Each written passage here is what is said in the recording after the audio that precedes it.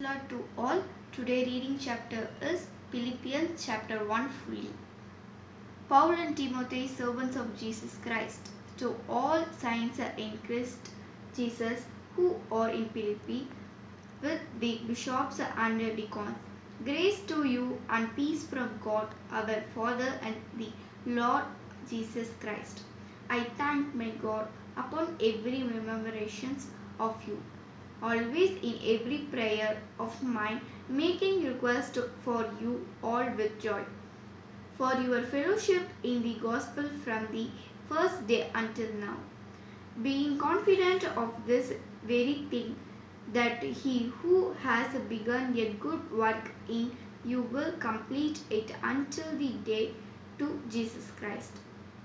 Just as it is right for me to think this of you all, because I have you in my heart, inasmuch as both in my chains and in the defense of and confirmation of the gospel, you all are partakers with me of grace. For God is my witness how greatly I long for you all with the affection of Jesus Christ.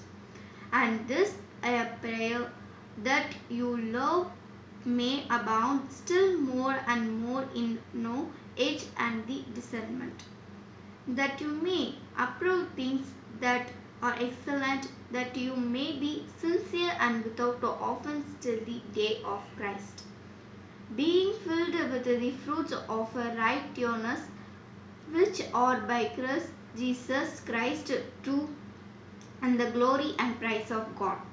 But I want you to know, brethren, that the things which happened to me have actually turned out for the furtherance of the gospel, so that it has become evident to the old palace guard and to all the rest that my chains are in Christ.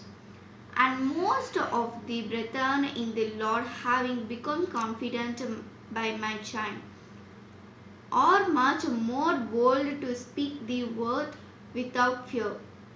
Some indeed preach Christ even from envy and strife, and some also from goodwill.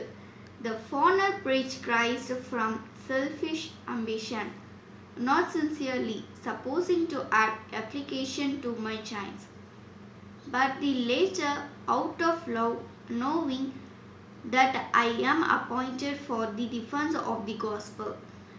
What then? Only that in every way, whether in pretense or in truth, Christ is preached, and in this day I rejoice, yes, and will rejoice. For I know that this will turn out for my salvation through your prayer and the supply of Spirit of Jesus Christ, according to earnest expectation and a hope that in nothing I shall be ashamed, but that with all boldness, as always, so now also Christ will be magnified in my body, whether by life or by death. For to me to live is Christ, and to die is gain. But if I live on in the flesh, this will mean fruit from my labor. Yet what I shall choose I cannot tell. For I am hard pressed between the two, having a desire to depart and be with Christ, which is far better. Nevertheless, to remain in this flesh is more needful for you.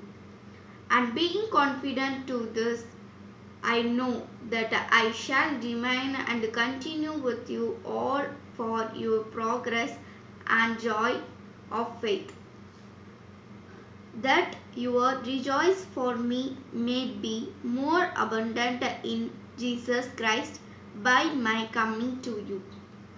Only yet you were conduct be worthy of the gospel of Christ. So that whether I come and see you or am absent, I may hear of your affairs, that you stand fast in one spirit, with one mind, striving together for the faith of the gospel, and not in any way terrified by your adversaries, which is to them a proof of perdition, but to you of salvation, and that from Jesus. For to you it has been granted on behalf of Christ, not only to believe in him, but also to suffer for his sake, having the same confidence which you saw in me and now here is in me. Let's Amen.